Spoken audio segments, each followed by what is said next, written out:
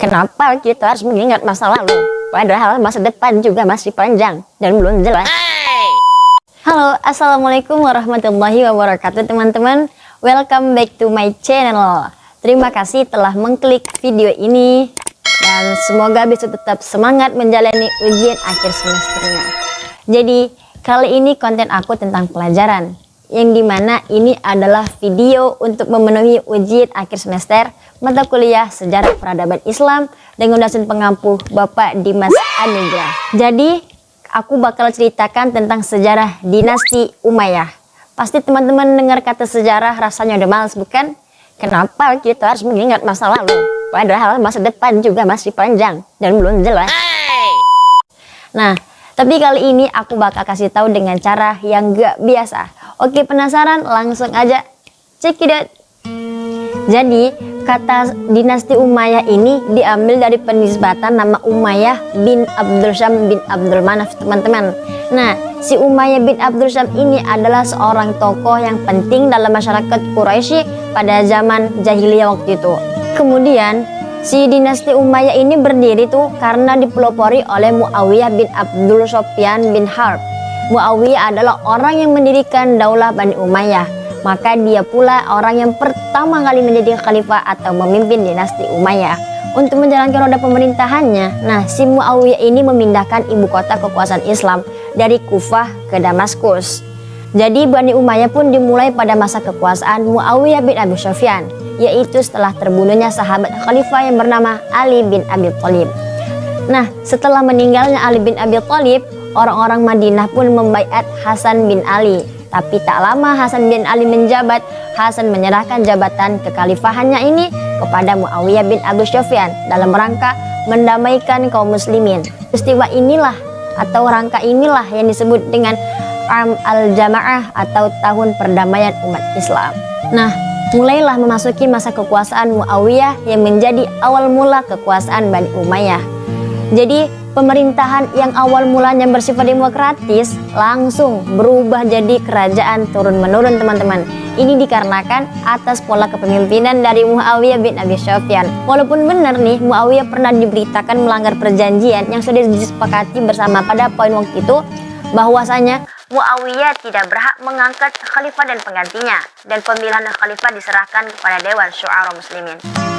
Tapi jika dilihat semuanya dari sikap dan prestasi politiknya yang menakjubkan, Muawiyah tergolong pemimpin besar yang berbakat dan memiliki pribadi yang sempurna.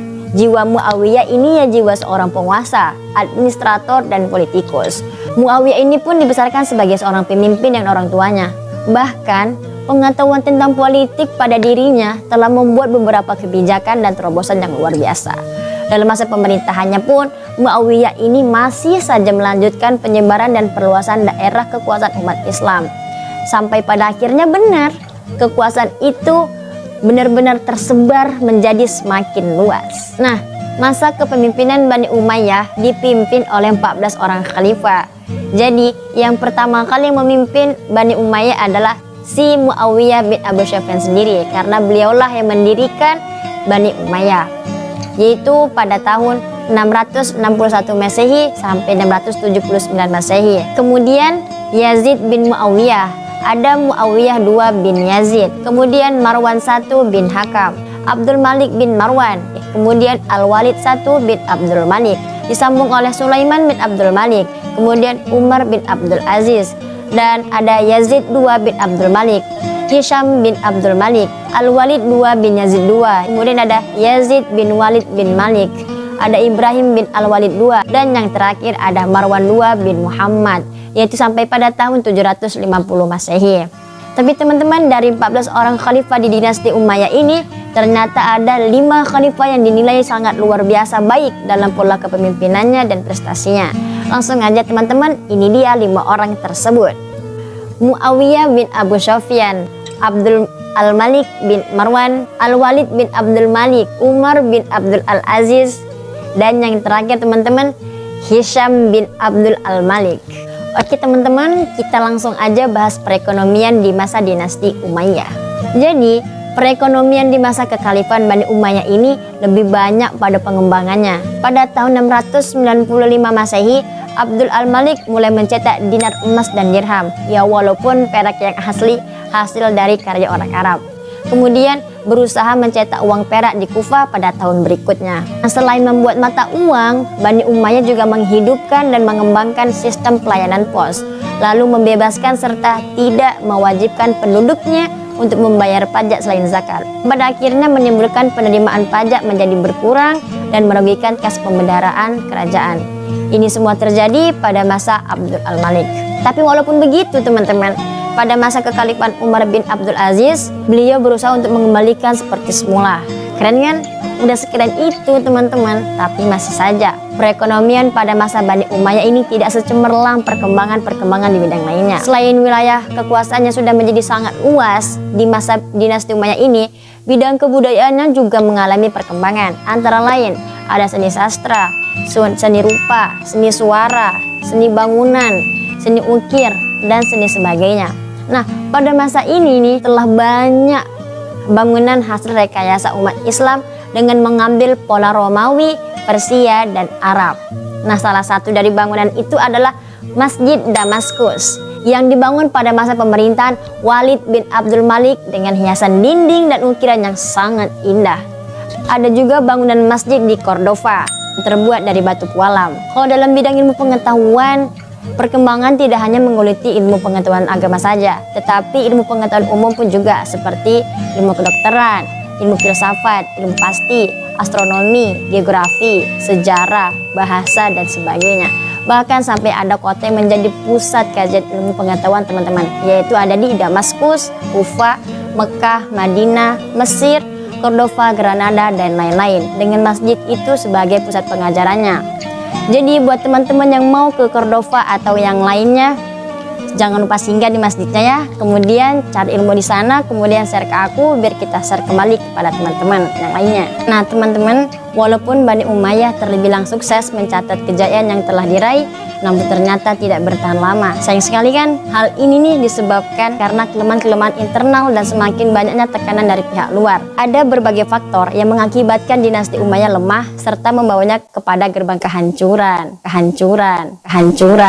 Yang pertama, pola pergantian khalifah menggunakan garis keturunan adalah sesuatu yang baru bagi kultur Arab yang lebih mengharuskan aspek senioritas. Peraturannya pun menjadi sangat tidak jelas. Nah, jadi ketidakjelasan sistem pergantian khalifah inilah yang mengakibatkan terbentuknya rivalitas yang tidak sehat di dalam anggota keluarga istana. Kemudian yang kedua, sejarah terbentuknya dinasti Umayyah tidak bisa dipisahkan dari konflik politik yang terjadi di masa Khalifah Ali. Sisa kaum Syiah dan kaum Khawarij terus berusaha menjadi gerakan oposisi, baik itu secara terbuka ataupun secara tersembunyi, seperti di masa awal maupun akhir kekuasaan Bani Umayyah.